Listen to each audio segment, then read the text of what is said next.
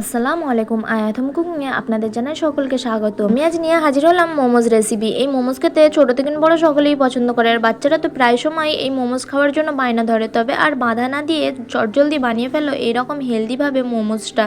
এখানে কোনো রকম আমি ময়দা ব্যবহার করিনি, ময়দা ছাড়াই এখানে বানিয়ে নিয়েছি মোমোজ। আর এই মোমোজটা খেতে এতটাই জুসি হয়েছিল ভিতর থেকে আর উপর থেকে ততটাই নরম।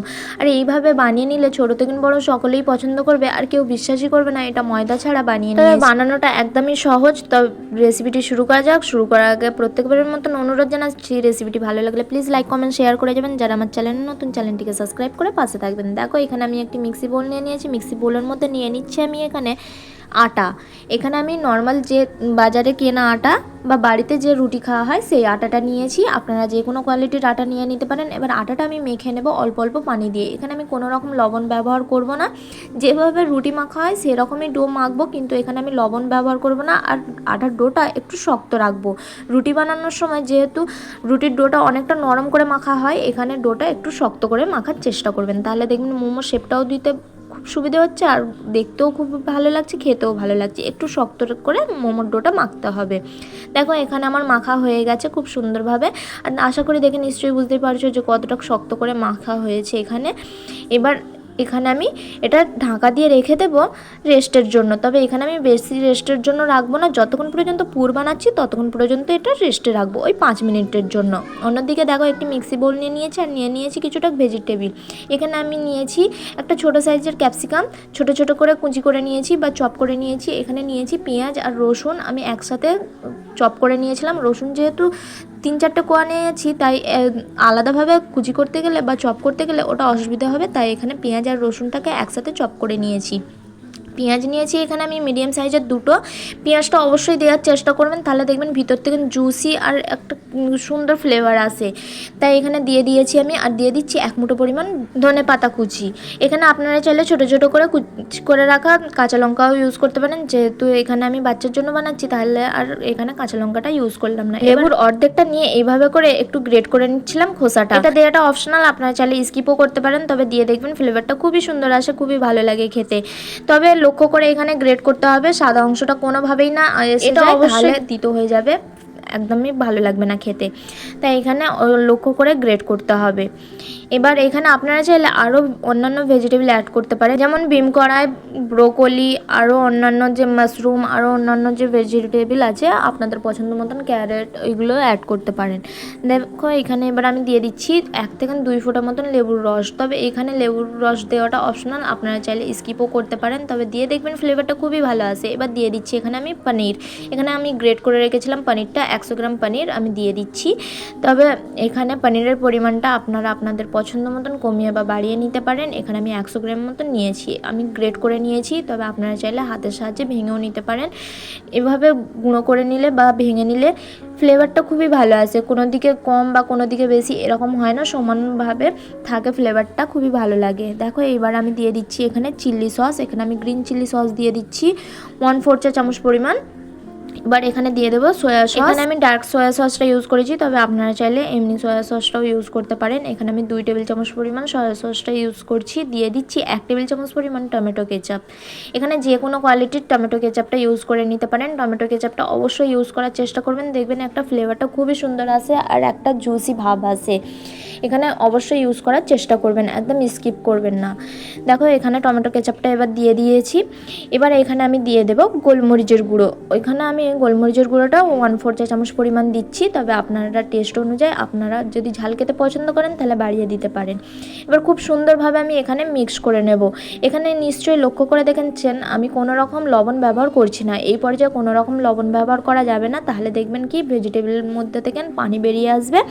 আর ভাব যখন স্টিম করা হবে মোমোটা, তখন দেখবেন একদমই ভালোভাবে স্টিম হচ্ছে না, খুলে খুলে যাচ্ছে। তাই এই পর্যায়ে কোনো রকম লবণ ব্যবহার করব না। লবণটা কখন ব্যবহার করব আগে দেখে নিতে হবে। এটা আগে আমি ভালো করে মিক্স করে নিই। দেখো এখানে আমার মিক্স করা হয়ে গেছে। এবার এটা আমি সাইডে রেখে দেব। অন্যদিকে আমি যে ডোটা মেখে রেখেছিলাম সেই ডোটা দেখে নেব ঠিকভাবে সেট হয়েছে কিনা। দেখো এখানে আমি ডোটা দেখে নিচ্ছি, এখানে ডোটা খুব সুন্দরভাবে সেট হয়ে গেছে। এবার এ থেকে আমি ছোটো ছোটো করে লেচি কেটে নেব। এখানে খুব বেশি ছোটো লেচি কাটবো না, যেভাবে নর্মালি রুটির জন্য লেচি কাটা হয় সেরকমই একটু মাঝারি মাঝারি লেচি কেটে নেব। তবে আপনারা চাইলে ছোটো ছোটো করেও কেটে নিতে পারেন, তবে আমার এইভাবে বানানোটা খুবই সহজ লাগে আর সুবিধেও হয়, তাই আমি এইভাবে করেই বানিয়ে নিই। এখানে আমি দেখো সবগুলো লেচি কেটে নিচ্ছি। এখানে আমার সবগুলো লেচি কাটা হয়ে গেছে। এখানে আমি মোট 5টা লেচি কেটেছি। এবার লেচিগুলোকে একটু শেপ দিয়ে আমি বেলে নেব। নর্মালি যেভাবে রুটি বেলা হয় সেরকম পাতলা করে রুটি বেলে নিতে হবে। তবে কোনো রকম এখানে খুব বেশি আটা দিয়ে বেলবেন না, তাহলে মোমোটা খেতে ভালো লাগবে না। একটু আটা কম দিয়ে একটু ধরে ধরে বেলে নিতে হবে। দেখো এখানে আমি বড় করে রুটিটা বেলে নিয়েছি। একটু আটা কম দিয়ে বেলবেন, তাহলে দেখবেন খেতে খুবই ভালো লাগবে। এইভাবে বড় করে আমি রুটিটা বেলে নিয়েছি। আপনারা চাইলে ছোটো ছোটো করেও বেলে নিতে পারেন। প্রথমে আমি এইভাবে বড় করে বেলে নিয়ে এবার এইখানে দেখো আমি গ্লাস দিয়ে ছোটো ছোটো করে লুচি কেটে নেব। দেখো আমি এখানে একটা গ্লাস নিয়েছি, তবে আপনারা চাইলে যে কোনো ঢাকনা দিয়ে এগুলোকে কেটে নিতে পারেন। যে বোতলের ঢাকনাগুলো হয় ডাব্বার, সেই ঢাকনা দিয়েও কেটে নিতে পারেন এইভাবে ছোট ছোট করে। এইভাবে করে আমি সবগুলো কেটে নেব।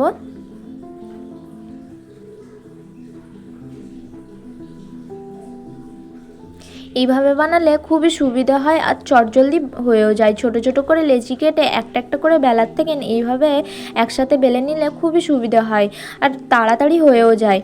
দেখো এখানে আমি সবগুলো গ্লাস কেটে নিয়েছি আর দেখো কতটা পাতলা করে বেলেছি। আশা করি দেখে নিশ্চয়ই বুঝতেই পারছো এইভাবে পাতলা করে বেলতে হবে, না হলে একদমই ভালো হবে না। এভাবে করে আমি সবগুলো লেচি বেলে নেব। বাকি যেগুলো আছে দেখো এখানে আমার বেলা হয়ে গেছে। এবার আমি একটিতে পুর ভরে দেখিয়ে দিচ্ছি যে কিভাবে ভরবো। দেখো এখানে আমি পুরটা নিয়ে নিয়েছি। এবার এর মধ্যে দিয়ে দিচ্ছি আমি স্বাদ অনুযায়ী লবণ। লবণটা দিয়ে আবারও ভালোভাবে মিক্স করে নিতে হবে। আমি আগে এই জন্য লবণটা মিক্স করিনি, নাহলে এর মধ্যে থেকে পানি বেরিয়ে আসবে, যেহেতু এখানে ভেজিটেবল অ্যাড করা হয়েছে আর পানি বেরিয়ে আসলে ভালোভাবে শেপ দেওয়া যাবে না মোমোর। তাই এখানে আমি আগে থেকে পুরটা রেডি করিনি বা লবণ দিইনি। দেখো এখানে এবার পুরটা রেডি হয়ে গেল পুরোটা। এবার আমি এখানে অল্প একটু পুর নিয়ে এইভাবে করে দিয়ে দেব। এখানে এবার আমি শেপ দিয়ে নিচ্ছি। আপনারা আপনাদের পছন্দ মতন শেপ দিয়ে নিতে পারেন, তবে আমি খুব একটা বেশি ভালো শেপ দিতে পারি না, তবু আমি এখানে চেষ্টা করছি। এটাই আমার কাছে খুবই সুবিধা লাগে, তাই এইভাবে করে আমি মোমোগুলো শেপ দিয়ে নিই। তবে তোমরা যেইভাবে পছন্দ সেইভাবে শেপ দিয়ে নিতে পারো। এইভাবে করে দুদিক থেকে আঙুলের সাহায্যে একটু চিপে চিপে দিলেই এইভাবে শেপ এসে যাচ্ছে। দেখো একটা আমার তৈরি হয়ে গেল। এইভাবে আমি সবগুলো তৈরি করে নেব।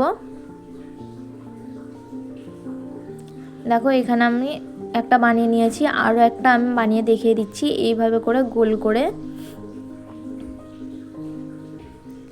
আপনাদের কাছে যেমনটাই সুবিধে লাগে তেমনটাই বানিয়ে নিতে পারেন। তবে আমার প্রথমে যেটা দেখিয়েছি ওইটাই সুবিধে লাগে, তাই আমি ওইভাবেই বানিয়ে নিই।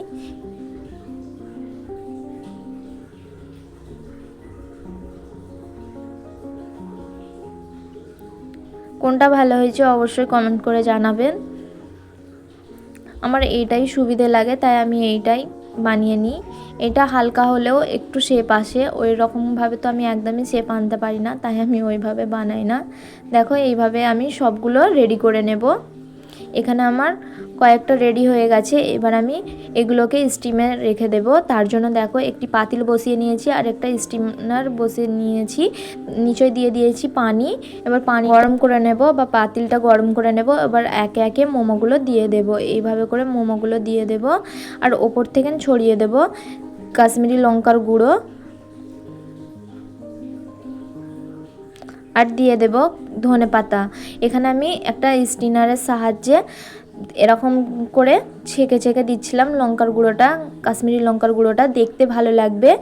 এখানে আমি কাশ্মীরি লঙ্কার গুঁড়োটা ইউজ করেছি, ওপর থেকে একটু স্প্রিঙ্কল করে দিয়েছি, তবে এটা দেওয়াটা অপশনাল, আপনারা চাইলে স্কিপও করতে পারেন।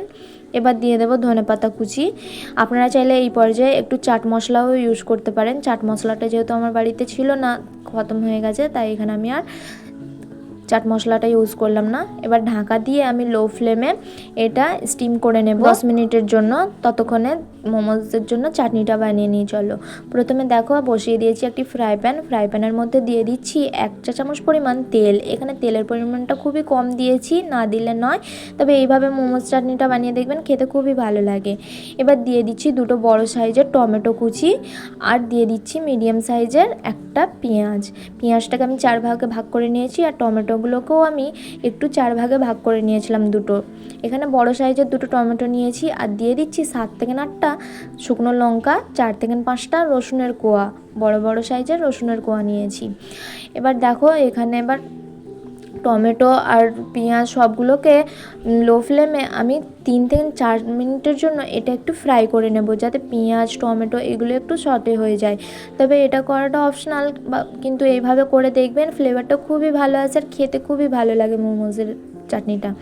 দেখো 4 থেকে 5 মিনিট মতন আমি ফ্রাই করে নেওয়ার পর একটু সতে হয়ে আসছিলো। তারপরে আমি দিয়ে দিচ্ছি এখানে 1 কাপ পরিমাণ পানি। এবার এটা খুব সুন্দরভাবে সিদ্ধ করে নেব। দেখো এখানে সিদ্ধ হয়ে গেছে। এবার গ্যাসের ফ্লেমটা বন্ধ করে দেবো, আর এইভাবে খোসাগুলো খুলে ফেলে দেবো আমি। আপনারা চাইলে রেখেও দিতে পারেন। এবার ঠান্ডা হয়ে গেলে লবণ দিয়ে স্বাদ মতন এটা সুন্দরভাবে পেস্ট করে নিতে হবে। দিয়ে 5 মিনিটের জন্য তেলের মধ্যে ফ্রাই করে নিতে পারেন। দেখো মোমোটা খুব সুন্দরভাবে স্টিম হয়ে এসেছে, কতটা সুন্দর লাগছে তাই না? দেখো প্লেটের মধ্যে আমি, দেখো এখানে মোমোসটাও রেডি হয়ে গেছে। আমি প্লেটের মধ্যে সার্ভ করে দেখিয়ে দিয়েছি। মেয়োনিজ নিয়েছি আর নিয়েছি ওই মোমো চাটনিটা। দেখো কতটা জুসি আর নরম তুলতুলে হয়েছে, প্রত্যেকটা কিন্তু একই হয়েছিল, খেতে কিন্তু অসাধারণ হয়েছিল। কেমন হয়েছে রেসিপিটি জানাতে ভুলো না।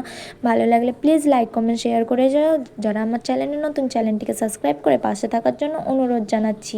দেখো একটা আমি ভেঙে দেখিয়েও দিচ্ছি যে কতটা নরম তুলতুলে আর জুসি সফট হয়েছিল। ভিতর থেকে যেমনটাই জুসি হয়েছিল, ওপর থেকে ততটাই সফট হয়েছিল। বাচ্চাদেরকে একবার হলেও বানিয়ে দিতে পারো, সকলেই পছন্দ করবে, ছোট থেকে বড়। আর কেউ বুঝতেও পারবে না যে এটা আটা দিয়ে তৈরি। আল্লাহ হাফেজ।